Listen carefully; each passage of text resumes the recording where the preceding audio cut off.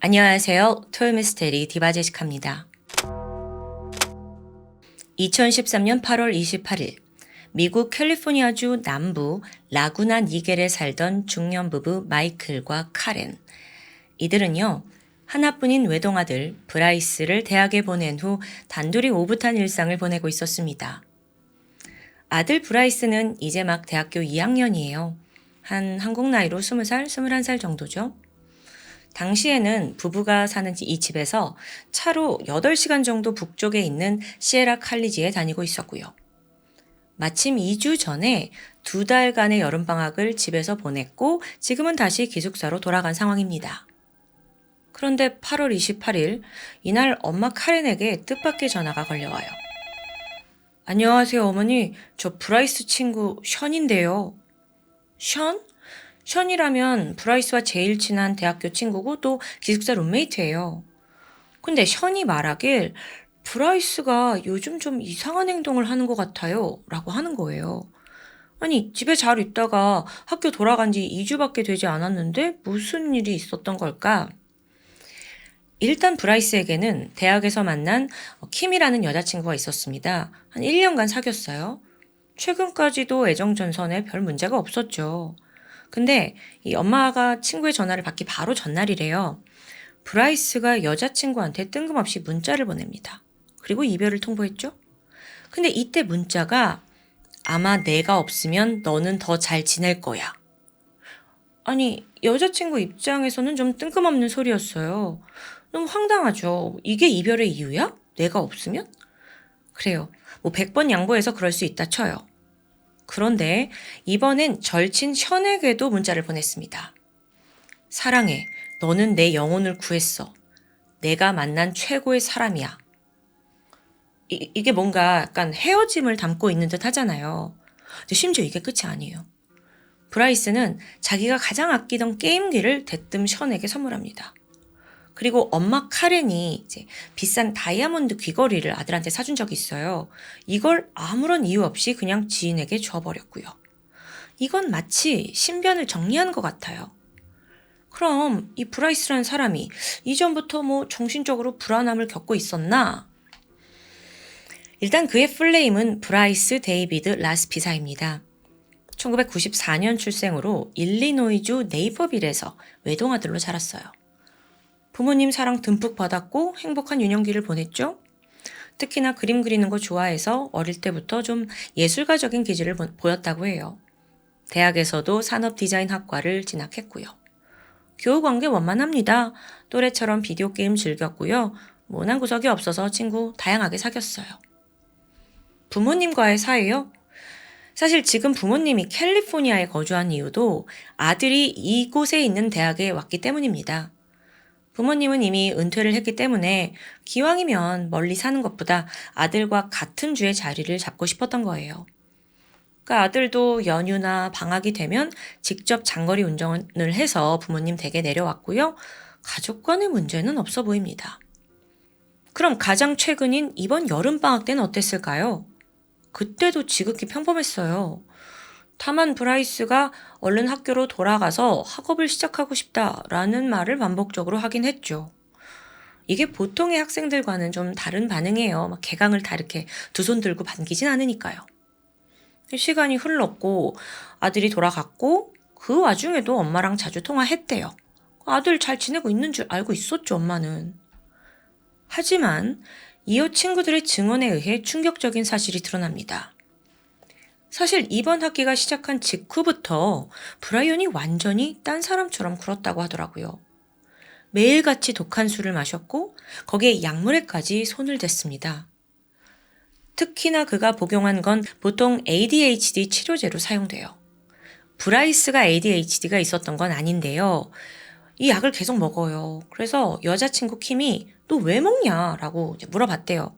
그랬더니 이거 먹으면 집중도 잘 되고 잠이 안 오거든. 그래서 나 밤새 게임하려고. 응?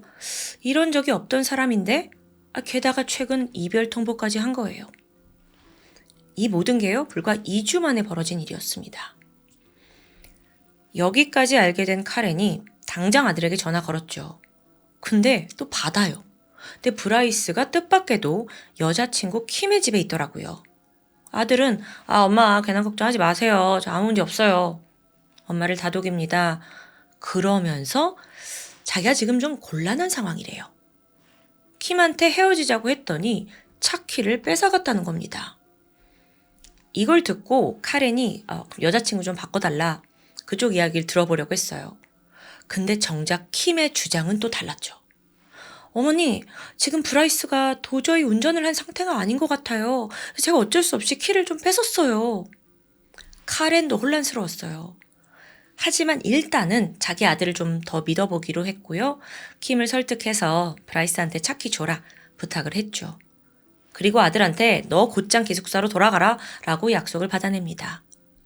하지만 여전히 불안해요. 그래서 카렌이 당장 엄마가 비행기 타고 그쪽으로 갈까? 라고 말했지만 브라이스가 극구 만류했고요.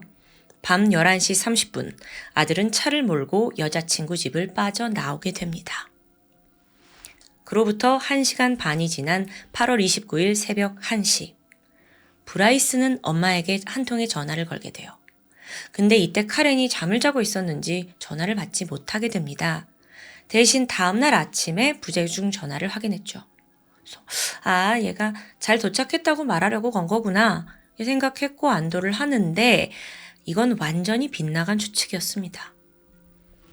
그날 오전 11시예요. 이번에는 브라이스의 아버지인 마이클이요. 자동차 보험회사로부터 전화를 받아요. 당시 아들 차가 아버지 명의로 되어 있었거든요. 근데 2시간 전에 이 차가 기름이 떨어져서 긴급 출동 서비스를 이용했다라는 내역이 온 거예요. 그런데 문제는 이 차가 멈춘 위치입니다. 브라이스 학교에서 남쪽으로 무려 4시간이나 떨어진 버튼 윌로우라는 낯선 지역이더라고요. 아버지가 이게 무슨 일이야 싶어서 확인을 해보니까 근처 카센터 직원이 그 아들에게 휘발유를 배달해 준 걸 확인합니다. 근데 지금 시간이 학교에 있어야 할 시간인데 왜 갑자기 학교에서 4시간이나 떨어진 여기에 와 있는 걸까? 자, 이걸 듣게 된 엄마 카렌이 순간 간밤에 부재중 전화가 떠올랐습니다. 그래서 당장 아들한테 전화를 걸었는데 응답이 없어요. 불길한 마음에 룸메이트 션한테 연락을 했죠. 그러자 지난밤 브라이스가 기숙사에 돌아오지 않았다는 걸 알려주게 돼요. 여기서 잠깐 브라이스가 이동한 경로를 살펴볼 텐데요. 일단 그는 캘리포니아 남쪽으로 오고 있었어요. 남쪽이라면 이게 부모님 집으로 오는 경로와도 동일합니다. 그럼 혹시 집에 오려다가 기름이 떨어진 걸까? 그래서 엄마도 조금만 기다리면 아들이 초인종을 누르고 들어오지 않을까? 라고 생각을 하게 돼요. 하지만 아무리 기다려도 아들에겐 소식이 없어요. 전화도 받질 않고요. 결국 부모는 여기저기 수소문을 한 끝에 아까 아들한테 기름을 배달해준 그 카센터 직원하고 연결이 됩니다. 그리고 정말 미안한데요. 혹시 그 자리에 그 브라이스 차가 있는지 확인 한번 해줄래요? 하고 부탁하게 돼요. 근데 그게 지금 몇 시간 전인데 상식적으로 확률은 희박하잖아요. 근데 지푸라기라도 잡는 심정으로 부탁을 한 거죠. 그런데 가보니 놀랍게도 브라이스 차량이 그 자리 그대로 여전히 정차되어 있더라고요. 자, 그러니까 아침 9시부터 오후 12시까지 브라이스가 3시간이나 차 안에서 그냥 그대로 머물러 있던 거예요. 아까 아침 9시에 기름 다 채워줬는데도 불구하고요. 브라이스의 상태를 살펴봤습니다. 그랬더니 눈가가 약간 붉어진 상태로 그냥 운전석에 멍하니 앉아 있어요. 저희 카센터 직원이 정신 차려요 하면서 당신 부모가 나한테 확인해달라고 요청했다. 그러면서 당신 부모하고 통화 좀 해라 하면서 엄마 카렌과도 통화를 연결시켜줍니다. 여기서 브라이스가 또 엄마한테 제가 머리도 식힐 겸 좀 쉬고 있었던 거예요. 저 곧 집으로 출발할게요. 이렇게 말을 해요. 그 지점부터 집까지는 한 3시간 정도 거리예요. 엄마는 전화를 끊었고 그래 천천히 온다 해도 몇 시간만 기다리면 아들이 돌아오겠지 싶었어요. 하지만 그날 저녁 6시가 지나가도록 브라이스는 나타나지 않았습니다. 애간장이 타던 부모는 끝내 경찰에 실종 신고를 했고 휴대폰 위치 추적을 통해서 현재 아들이 어디 있는지 그 행방을 찾아내요. 아니 근데 거기가 어디냐면요. 아까 차에서 멍하니 있던 곳이요. 거기서 겨우 12km 떨어진 곳이더라고요. 한 차로 10분, 15분 거리요. 부모로서는 미치고 팔짝 뛰죠. 지금 전화 마지막으로 한 때가 언젠데. 결국 저녁 7시쯤에 그 근방에 있는 경찰관이 그 위치로 출동을 해요. 차가 세워져 있었고 운전석엔 브라이스가 있어요. 당시 그는 정신은 멀쩡해 보였습니다. 술에 취한 것도 아니었고요. 차에서 마약이 나온 것도 아니에요. 심지어 그는 경찰에게 아주 공손하게 대하더라고요. 그래서 경찰이 당신 부모가 실종 신고를 했고 지금 너무 걱정하고 있다라고 알려주는데 이때 웬일인지 브라이스는 부모와의 통화를 망설이는 듯 했습니다. 잠시 후 브라이스가 드디어 시동 걸고 출발을 해요. 그리고 부모님 집이 있는 그 라구나 니겔로 향하는 5번 고속도로로 진입을 하게 됐습니다. 자, 이 고속도로만 타고 그냥 쭉 가면 바로 집이에요. 8월 30일 밤 12시 50분. 아들이 도착할 시간이 이미 한참 넘었습니다. 여태 몇 번이나 엄마가 전화를 걸었는데 받지 않아요. 그래서 계속 했죠. 근데 그러다가 새벽 1시 50분 정말 수백 번의 시도 끝에 드디어 전화를 받더라고요. 그래서 엄마가 너 어디쯤이니? 라고 물었죠. 그러자 브라이스가 애매한 대답을 합니다. 아 엄마 표지판도 없고 너무 캄캄해서 잘 모르겠어요. 잠시 후 새벽 2시 이번엔 브라이스가 먼저 엄마에게 전화를 걸었어요. 엄마 저 너무 피곤해서 운전하는 게 힘들어요. 차에서 좀 자다 갈게요. 그렇게 몇 시간이 지났고 날이 밝았습니다. 띵동 초인종이 울렸죠. 카렌과 마이클 부부는 드디어 아들이 왔구나 싶어서 반가운 마음에 한 걸음에 달려나가는데 문 앞에 있는 건 아들이 아니었습니다. 캘리포니아 고속도로 순찰대원이었죠. 거의 이들은 경찰과도 같은 그런 위치예요. 청천벽력과도 같은 소식을 듣게 되는데요. 브라이스가 타고 있던 차량이 호숫가 근처에 버려져 있었다는 겁니다. 위치는 집에서 한 1시간 반 정도 떨어진 곳이었고요. 근데 문제가 차량 후면 유리창이 다 깨진 채 차 자체가 아예 옆으로 누워 있었대요. 보니까 도로에서 절벽으로 굴러 떨어진 거예요. 오 마이 갓. 이 차의 후면 유리창이 그럼 왜 깨져 있었냐? 브라이스가 차에서 탈출을 하려고 직접 깬 것으로 보입니다. 근데 차 안에 휴대폰, 지갑, 노트북까지 다 그대로 있더라고요. 브라이스의 혈흔 2방울도 발견이 됐는데요. 아마 그 유리창을 깨면서 좀 부상을 입고 피가 떨어진 것으로 보여요. 자, 그럼 브라이스는 지금 어디에 있냐고요? 브라이스 어디 있어? 나 미쳐버려요, 정말. 경찰이 CCTV를 분석했죠? 새벽 2시 15분입니다. 그의 차량이 호숫가 쪽으로 진입하는 장면이 찍혀 있어요. 그리고 그로부터 2시간 후인 새벽 4시 29분쯤에 차가 같은 카메라에 한 번 더 포착돼요. 근데 호숫가를 빠져나오는 게 아니라 다시 호숫가로 들어가더라고요. 아까도 들어갔는데. 무슨 이유인지 모르겠는데 지난 2시간 반 동안 호숫가 주변을 계속 돌고 있었던 거예요. 와, 이게 뭐지? 자, 여기서 경찰은 호겨그가 극단적인 선택을 한 게 아니냐라는 가능성을 염두에 뒀어요. 실제로 타이어 자국을 조사해 보니까 차가 절벽 인근에서 의도적으로 빵 하고 이제 엑셀을 밟은 사실이 드러났기 때문입니다. 근데 차는 그렇게 해서 전복이 됐는데 브라이스는 살았고 또 빠져나갔잖아요. 그럼 어디로 자취를 감춘 걸까요? 아니 이건 사춘기 소년도 아니고 너무 답답해요. 그래서 경찰도 일단은 수색견, 헬리콥터, 또 호숫가니까 수중 다이버까지 총동원을 해서 인근을 샅샅이 뒤지게 됩니다. 하지만 이렇다 할 단서는 나오지 않는 답답한 상황이었죠. 이 사건이 언론을 통해 알려졌어요. 그리고 대중의 궁금증도 증폭되었죠. 극단적 선택한 거 아니야? 아니면 범죄에 연루된 거 아니야? 사실 수색을 굉장히 광범위하게 했기 때문에 이쯤 되면 나와야 돼요. 근데 왜 흔적이 없냐고요. 앞서 그가 ADHD 약물을 복용했다라는 걸 토대로 여기서 뭔가 부작용이 생겨서 정신착란 혹은 우울증이 생긴 게 아니냐라는 의견도 있습니다. 생각해보면 앞서 집에 오는 길에도 그냥 몇 시간이나 멍하니 차에 앉아있기도 했고, 또 새벽에 전화 왔을 때 본인이 어디 있는지도 모르고 어디인지도 인식하지 못하는 그런 불안한 모습을 보였으니까요.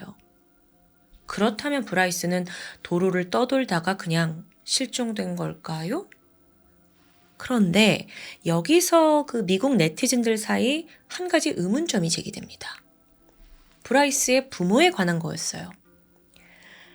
지난 36시간 동안 그들이 애가 탄 건 이해하지만 왜 아들을 직접 찾으러 나서지 않았냐는 겁니다. 물론 거리상 굉장히 멀리 떨어져 있던 건 맞아요. 8시간 정도 운전을 해야 하는 거리니까요. 또 아들도 집에 계속 간다 했으니까 그 말만 믿었을지도 모르죠.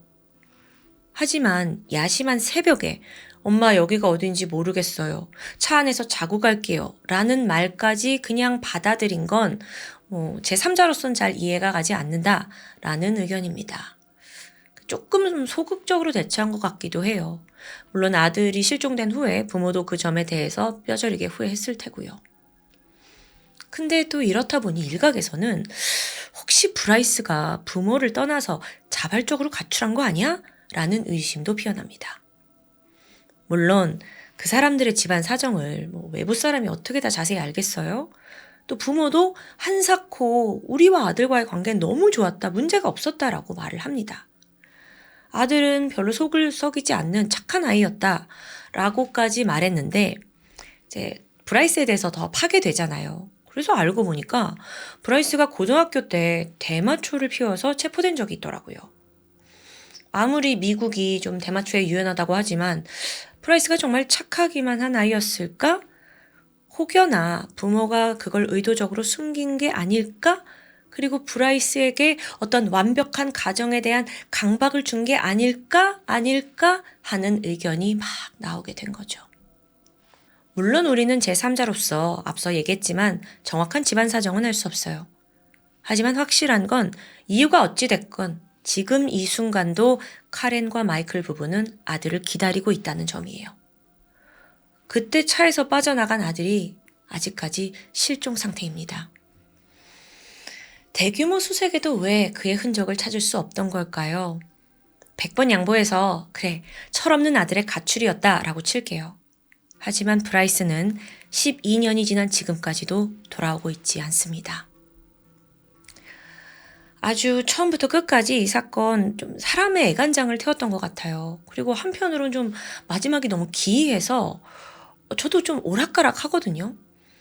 이 아들이 약물과 술에 빠져서 정신적인 문제를 일으킨 건지 아니면 외부 사람은 모르는 조현병 같은 아픔이 있었던 건지 아니면 정말 부모를 떠나서 신분 숨기고 어딘가에서 새로운 삶을 시작하고 싶었는지 그 진실은 여전히 미궁에 빠져 있습니다. 지금까지 토요미스테리 디바제시카였습니다. 안녕하세요. 토요미스테리 디바제시카입니다. 1998년 3월 21일 한 척의 크루즈가 파도를 가로지르며 힘차게 출항합니다. 이 배는 미국의 로열 캐리비언 인터내셔널이라는 회사가 운영하는 초호화 선박이었어요. 그 이름이 랩소디 오브 더 시즈였고요. 딱 봐도 누구나 한 번쯤 타보고 싶은 크루즈입니다. 선내에 갑판만 10개, 또 객실이 999개에 이 모두가 사용할 수 있는 레스토랑, 수영장, 바까지 편의시설이 여러 개 있었죠. 그날 선박은 약 2,000명의 승객을 태우고 카리브해에 있는 푸에르토리코에서 출발을 했고요. 이후 차례대로 인근에 있는 아름다운 섬들을 들리면서 호화로운 경험을 선사할 예정이었습니다. 그리고 이 2,000명의 승객 중엔 난생 처음으로 크루즈 여행을 떠난 한 미국인 가족도 포함되어 있었습니다. 사진 속에서 보고 계신 아버지 론 브래들리. 그에게는 이제 막 대학 졸업하고 취직을 코앞에 둔 딸이 있었어요. 아버지는 이제 이 딸에게 뭔가 특별한 선물과 기억을 남기고 싶었는데 때마침 회사에서 복지 차원으로 크루즈 탑승권이 나온 거예요. 너무 기뻐서 가족여행을 계획하게 된 거고요. 론의 딸은 당시 23살의 에이미 린 브래들리. 그녀는 어릴 적부터 수영팀에서 활동했습니다. 운동신경이 좀 남달랐어요. 그래서 그 덕에 대학에서도 체육 특기생으로 선발이 됐고 전액 장학금을 받았죠.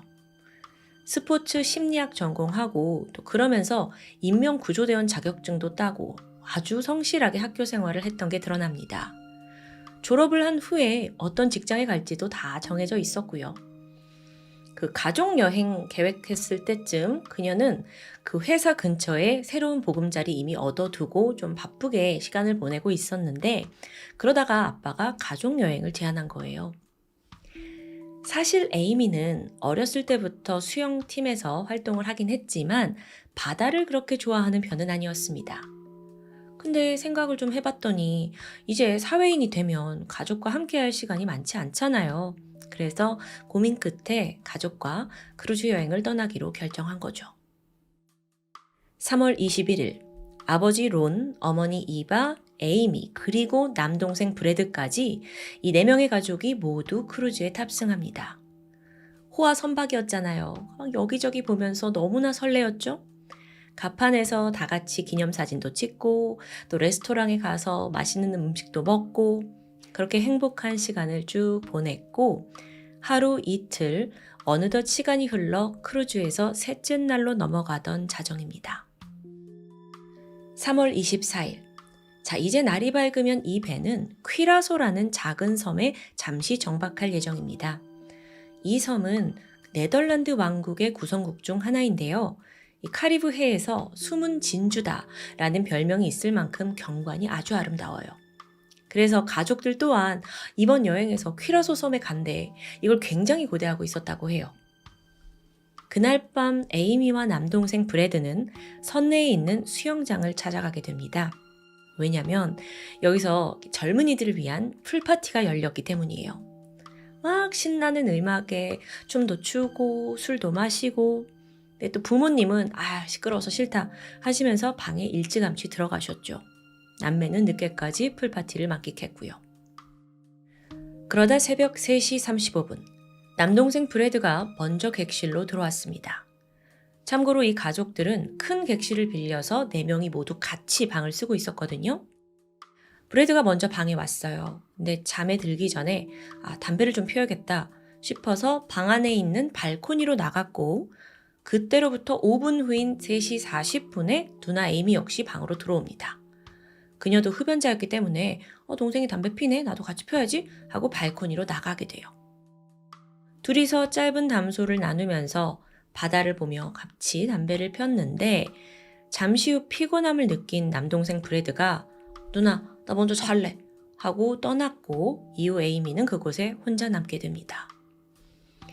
에이미는 그 새벽에 고요하고 어두운 바다를 즐기면서 한동안 발코니에 있는 의자에 앉아 있었습니다. 이 모습이 새벽 5시 15분에서 30분 사이 어렴풋이 잠에서 깨어난 아버지에 의해 목격돼요. 보니까 딸이 발코니에 있고 또 그 남동생 브래드도 잠을 자고 있고 다 확인을 해서 안심이 된 아버지는 다시 잠을 청했죠. 그러다 30분 정도가 지난 새벽 6시 아버지가 갑자기 잠에서 깨게 됩니다. 왜냐면 난데없이 한기가 느껴졌기 때문이에요. 왜 이렇게 춥지? 보니까 발코니 문이 좀 열려 있더라고요. 그리고 그 사이로 쌀쌀한 바닷바람이 들어오고 있었던 거예요. 그래서 이제 아버지가 발코니 문 닫아야겠다 해서 침대에서 몸을 일으키는 순간 이상한데? 뭔가 잘못됐는데? 라는 생각이 들게 됩니다. 무심코 침대의 가족들을 한 명 한 명 확인했는데 에이미가 보이지 않는 겁니다. 그래서 아버지는 옆에서 잠들어 있던 아내, 아들 다 깨웠죠. 야, 에이미 어디 간 거야? 처음에는요, 시간이 해가 뜰 시간이니까 일출 보려고 나간 게 아닌가 싶었어요. 그래서 일단은 가족들이 배 이곳저곳을 돌아다니면서 에이미 이름을 불렀죠. 근데 배가 지금 한가한 시간인데도 불구하고 모습이 보이지 않습니다. 점점 다급해진 가족이 승무원을 찾아가요. 그리고 그 에이미를 찾는 안내 방송을 좀 해달라고 요청을 하거든요. 근데 돌아온 대답이 그건 좀 안 될 것 같습니다. 난처하다는 거예요. 왜 그러냐? 우선 새벽 6시를 좀 지난 시각인데 안내 방송을 하기에는 승객들이 다 지금 자고 있고 너무 이른 시간 아니냐. 그리고 또 무엇보다 지금 한 사람이 실종됐다는 걸 다른 사람들이 알게 된다면 모두에게 불안감을 조성할 수 있다라는 이유에서였습니다. 대신에 승무원들이 같이 나서서 이 배 구석구석 다시 막 수색을 하게 돼요. 그렇게 시간은 흘렀죠? 어느덧 조금만 있으면 퀴라소 섬에 정박할 때가 되었습니다. 아까도 말씀드렸지만 당시 크루즈의 승객만 2,000명이었어요. 그럼 이제 이 퀴라소 섬에 모두가 한꺼번에 하선을 할 텐데 그럼 막 더 복잡해지고 동시에 에이미를 찾는 게 어려워질지도 모르죠. 가족들은 막 이렇게 애가 타고 있는데 어느덧 배는 섬에 도착해버립니다. 그 승객들이 막 바쁘게 하선을 준비하기 시작했고요. 아침 7시 50분 그제서야 승객 중에 에이미 씨를 찾고 있습니다. 에이미 씨 어디 계신가요? 이런 안내 방송이 나왔어요. 동시에 가족들은 그 입구에 서서 배에서 내리는 사람들 중에 에이미가 있지 않을까 한 사람 한 사람 모두 주시를 했죠. 그렇게 마지막 승객이 내리는 순간에도 에이미는 없었습니다. 한편 아버지 로는 언제까지고 이렇게 두 손 놓고 기다릴 수만 없잖아요. 그래서 일단 퀴라소 쪽에 있는 미국 총영사관에 도움을 요청을 했고요. 이후 현지 경찰이 그걸 전달받고 이 배에 도착하게 돼요. 경찰, 그리고 승무원, 가족들 모두 선내수색을 시작했죠. 그런데 이미 그때는 그 에이미가 사라진 지 2-3시간이 지난 후였습니다. 그러니까 이쯤 되니까 에이미가 선내에 있는 게 아니라 이미 바다로 빠진 게 아니냐라는 가능성이 대두돼요. 그럼 지금 배 수색하는 게 무슨 의미냐고요. 잠시 후에 해안 경비대에다가 헬리콥터 다 동원이 돼서 크루즈가 지금까지 지나온 해안을 모두 샅샅이 살펴보게 돼요. 그러니까 혹시나 물에 빠져서 지금 바다 위에서 구조를 기다리는 건 아닌가 싶었던 거죠. 그렇게 헬리콥터 수색까지 했지만 발견되는 사람은 없었습니다. 여러분, 그렇게 꼬박 4일간 하늘과 바다를 넘나드는 수사가 계속되었지만 에이미의 행방은 여전히 오리무중입니다. 그러던 중에 한 승무원으로부터 목격담이 전해졌어요. 그 실종 당일날 밤에 에이미가 어떤 남자랑 함께 있었대요. 근데 그 승무원이 그 남자가 누군지 정확히 기억하더라고요. 바로 선내 밴드에서 베이스 기타를 치던 알리스터 더글라스라는 남자였죠. 그러니까 서로 아는 사이였던 거예요. 이 배에 같이 있으니까. 알리스터 더글라스? 근데 이걸 듣는 순간 남동생 브래드의 머리를 스치고 간 기억이 있습니다. 그 실종된 날 아침에 가족들이 막 다 같이 에이미를 찾아 헤매고 있었던 시각에 알리스터가 대뜸 브래드에게 다가와서 아는 척을 해요. 그러면서 누나가 사라졌다면서요. 정말 어떡해요. 유감이에요. 이렇게 위로를 건넸거든요. 근데 그때는 막 정신없어서 넘어갔죠? 근데 생각해보니까 그 시각이 에이미의 실종 사실을 사람들이 모르던 때예요. 가족과 일부 승무원만 알고 수색을 하고 있던 때고요. 안내방송 나가기 전이었거든요. 이걸 어떻게 알고 있었지? 수상했고 이게 기억난 브래드는 경찰에 가서 알리스터 좀 조사해달라라고 의혹을 제기합니다. 그가 소환돼서 신문을 했는데 뭐라고 하냐면 네, 그 사건 당일에 제가 에이미와 함께 있었던 건 맞습니다. 공연을 한 후에 같이 술을 마셨고요. 그러다 새벽 몇 시쯤 헤어졌어요. 근데 그 후로는 제가 어디 간지 몰라요. 그의 말은 사실이었어요. 경찰이 혹시나 몰라 그가 머물던 방까지 조사했지만 특이점은 없었고요. 그렇게 그는 별 의미 없이 용의자 선상에서 벗어납니다. 목격담은 계속됐어요. 아침 6시쯤 그때가 이제 아버지가 방에서 딸이 없어졌다라는 걸 알아챈 그때였죠. 근데 에이미를 본 사람들이 있는 거예요. 이때 에이미는 방 열쇠, 담배, 그리고 라이터를 들고 엘리베이터로 가고 있었대요. 이걸 본 사람이 몇몇 있던데 그래서 이제 어떤 경로를 추적해 보니까 에이미가 배 꼭대기에 있는 갑판에 있었다는 게 거의 확실시 됩니다.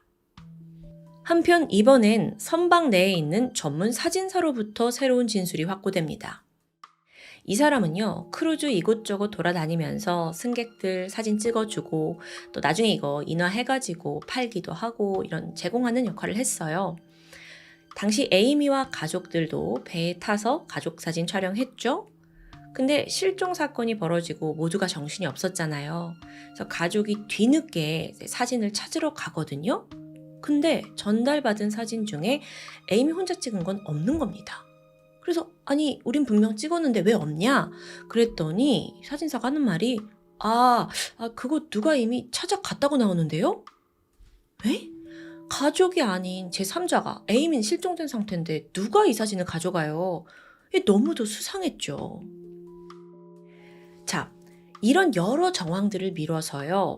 에이미는 이 선내에서 어떤 사고를 당했거나 바다에 빠진 게 아니라 누군가에 의해 납치됐을 가능성이 높다라고 제기됩니다. 그럼 그녀를 어디로 데려간 걸까요? 얼마 후에 퀴라소 섬에서 택시 운전을 하는 한 남성에게 제보가 들어와요. 어떤 여자가 다급하게 오더니 전화 좀 빌릴 수 있을까요? 초조해하는 거예요. 그래서 기사가 괜찮을까 싶어서 휴대폰을 건네려고 하던 찰나 그녀가 누구에게 쫓기듯 어디론가 황급히 사라지고 맙니다. 근데 여기서 결정적으로 그 당시 운전사가 목격한 여성의 인상착의가 실종 당일 에이미의 모습과 상당히 일치하는 겁니다. 자, 그렇다면 에이미는 배에서 납치돼서 이 퀴라소 섬에 왔다는 게 성립돼요. 이런 제보와 목격담이 쏟아지는 동시에 가족들 또한 언론사를 찾아가서 사건을 널리 알리려고 노력했죠. 그 덕에 제보가 2배, 3배 많아지긴 하는데 대부분 허위거나 장난이었습니다. 그러다 사건 발생 5개월이 지난 1998년 8월 이번에 아주 신빙성 있는 새로운 목격담이 접수됐죠. 제보자는 자신을 캐나다 출신의 카마이클이다 라고 소개하던 남성인데 퀴라소 섬에서 에이미와 비슷하게 생긴 여성을 봤다는 거예요. 어디서 봤냐? 그 섬 끝에 있는 한적한 해변인데 이 남자가 카페에 앉아서 좀 커피를 마시면서 여유를 즐기고 있었어요. 근데 저쪽에서 웬 2명의 남성이 한 여자를 거의 끌어가지고 양쪽에서 이렇게 잡고 걷고 있었다는 거예요. 좀 이게 이상하잖아요. 그래서 좀 거리가 있긴 했지만 유심히 보고 있었죠. 그러다가 문득 저 여자 누구야? 어딘가 좀 낯익는 것 같은데? 라고 느꼈고 나중에 에이미 실종 전단을 접하면서 그때 내가 해변에서 본 그 여잔데? 라고 확인했다는 제보예요. 게다가 그가 이렇게까지 확신했던 데는 이유가 있습니다. 그날 그 끌려가던 여성의 발목에 눈에 띄는 문신이 있었어요. 실제로 에이미의 몸에 문신이 3개 있었거든요. 근데 그 제보자가 본 여성의 발목 부위 문신이 에이미 것과 정확히 일치하더라고요. 여러분, 목격담은 계속 이어집니다. 5개월 후인 1999년 1월, 이번에는 전직 미 해군 장교로 있던 한 남성이 내가 에이미라고 주장하는 여성을 만났습니다. 라고 진술을 하게 돼요. 근데 충격적이게도 거기가 어디였냐면 퀴라소 섬에 있는 한 매춘업소였죠. 둘이 만났는데 이 여자가 저는 여기에 붙잡혀 있어요. 도와주세요. 라고 했다는 거예요. 근데 이때 남성은요, 아무런 도움을 주지 못해요. 왜냐하면 군인 신분이었어요. 근데 자기가 매춘업소에 왔다는 것 자체가 불법이기 때문에 이 여자를 도울 방법을 찾지 못한 거죠. 그나마 은퇴를 하고 나서 경찰에 이 제보를 해온 건데요. 어쨌든 즉각 그 해당 매춘업소 찾아갔죠. 그런데 또 하필 여기에 얼마 전에 화재가 나게 되면서 이미 폐허가 됐어요. 이거 진짜 에이미 흔적이 여기저기 나타나긴 하는데 어쩐지 한 발짝씩 늦고 있죠. 심지어 여태까지 들은 그 목격담들 제보가 굉장히 구체적입니다. 문신도 일치하고 이름도 나오고 가족들이 점점 더 애가 탔습니다. 얘가 어디서 어떻게 살고 있나. 하지만 시간은 무성하게 흘러갔습니다. 그렇게 어느덧 7년이 지나요. 크루즈에 있던 딸이 사라진 지 7년이요. 그 시간 동안 여전히 가족들은 딸을 찾는 데 매달렸습니다. 퀴라소 섬은 뭐 셀 수 없을 만큼 수백 번 드나들었고요. 혹시나 흔적이 있나 싶어서요. 하지만 7년간 아무것도 찾지 못했는데 그렇게 2005년이 되었고 그해 3월입니다. 이번에는 퀴라소 섬에서 약 1000km 정도 떨어진 카리브해의 섬나라 바베이도스에서 신고가 접수됩니다. 주디라는 여성인데 자기가 이 바베이도스에 있는 한 백화점에서 수상한 장면을 봤대요. 그녀가 이제 주디가 쇼핑 다 끝내고 화장실에 들어가서 볼일을 보고 있었습니다. 근데 마침 막 두두두두 하면서 여자 화장실로 들어오는 3명의 남성을 인지했고 거기에 여자 목소리까지 들려요. 이 여자는 화장실 칸 안에 있고요. 근데 남성들이 아주 강압적으로 이 여성을 제압하는 듯 했어요. 뭐라고 말을 하는지 구체적으로 잘 들리진 않았지만 대충 보면 야, 너 우리 말 들으지 않으면 죽여버릴 거야. 뭐 이런 위협이었대요. 이 주디 씨도 너무 무섭잖아요. 지금 여자 화장실에 남자들이 들어와가지고 어떤 여자를 위협하고 있으니까. 그래서 자기도 이 칸을 나갈 수가 없는 거예요. 그러다 잠시 후 잠잠해졌습니다. 그래서 주디 씨가 조심스럽게 문을 열고 밖으로 나왔는데 밖에 있던 여성과 눈이 딱 마주쳐요. 그러자 그 여자가 다짜고짜 저는 에이미예요. 미국 버지니아 출신이에요. 저 좀 도와주세요. 그런데 이걸 들었는지 순간 밖에 있던 남성들이 화장실로 우르르 들어오더니 그녀를 끌고 나가버립니다. 주디 씨도 너무 놀랐어요. 그리고 경찰에 이 일을 신고하게 되죠. 그리고 자기가 목격한 여성과 남성들의 얼굴까지 정확히 묘사해냅니다. 여러분 지금 보시고 있는 이 사진은 그때 주디가 기억하는 여성의 몽타주입니다. 약간은 더벅머리에 굉장히 수척해진 얼굴이에요. 하지만 눈매만큼은 어딘가 에이미랑 비슷한 것 같기도 하고요.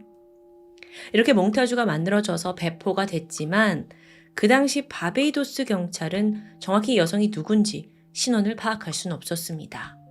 또 추가 수사도 진행되지 않았고요. 아무래도 또 바베이도스 입장에서는 자국민의 여성이 아니기 때문에 수사를 적극적으로 하지 않은 건 아닌가 싶기도 해요. 어쨌든 그로부터 또 몇 개월이 지나고 이번에는요. 에이미의 부모에게 한 통의 이메일이 도착합니다. 근데 그 안에 담겨있는 사진이 너무 충격적이었어요. 한 성인 사이트에서 발췌된 사진인데 여성이 다리를 좀 드러내고 섹시하게 앉아있는 좀 노골적인 그런 장면이죠. 사진 속 여성의 이름이 제스래요. 근데 이걸 본 부모는 숨이 먹고 맙니다. 이 여성의 얼굴이 딸 에이미와 너무도 유사한 겁니다. 아니 더 정확히는 그 여성의 피어싱 위치까지 에이미와 동일해요. 놀란 부모가 서둘러 경찰에 신고를 했고요. 그 이메일을 보낸 익명의 제보자와 또 사진이 어디에 업로드 됐는지 사이트를 추적했어요. 이제 이것만 찾으면 딸의 위치가 금방 파악되리라 싶었죠. 그렇게 희망을 걸었는데 하필 IP가 해외로 되어 있습니다. 추적이 쉽지 않아요. 수사는 또다시 실패로 돌아갔고요. 안타깝게도 그 이후에 더 이상 에이미에 대한 유의미한 단서는 발견되지 않습니다. 잠깐만 정리해 볼게요. 지금까지 들었던 목격담, 제보를 토대로 가족들 그리고 경찰, 언론도 사실상 에이미가 성노예로 팔려갔을 거라고 추정하고 있어요. 불법 인신매매의 피해자가 된 거죠. 납치가 돼서 퀴라노 섬에 내려졌고 이후 거기에 있는 매춘업소에 있다가 근처에 있는 다른 섬 바베이도스로 끌려갔는데 이때 쇼핑몰 화장실에서 목격되면서 신분을 밝혀요. 그러다 시간이 지나 다시 성인 사이트 사진으로 발견되기까지 지금 이 과정을 여러분이 함께 듣고 계신 건데 에이미가 어떤 삶을 살고 있을지가 예상되니까 정말 안타까울 뿐입니다. 한편 여러분, 애초에 크루즈라는 이 특수한 공간에서 어떻게 납치가 벌어졌는지 저는 이게 정말 궁금한데 그 부분은 여전히 미스테리로 남아 있습니다. 전문가들은 이게 한 명이 벌인 사건이 아니라 조직적인 공범이 있을 거다. 즉 여성을 납치할 목적으로 어떤 무리가 움직였을 거다라고 보고 있어요. 근데 그 퀴라노 섬도 그렇고 바베이도스도 그렇고 이 사람들은 이제 미국 사람들인데 자국이 아니잖아요. 그러니까 뭐 미국 경찰이 단서도 많지 않은데 가서 수사를 할 수 있는 건 굉장히 제한적이었죠. 에이미 린 브랜들리 2010년 3월 24일 그녀는 법적으로 사망 선고를 받았습니다. 더 이상의 목격담도 단서도 없었기 때문에 수사도 중단되었죠. 하지만 가족들은 그녀에 대한 홈페이지를 운영하면서 여전히 제보를 애타게 기다리고 있습니다. 딸의 대학 졸업을 축하하기 위해서 떠난 가족 여행. 하지만 그게 이런 악몽이 될 줄은 그 누구도 예상하지 못했습니다. 망망대해 바다 한가운데서 그것도 크루즈에서 감쪽같이 증발한 에이미의 사연. 지금까지 토요미스테리 디바제시카였습니다.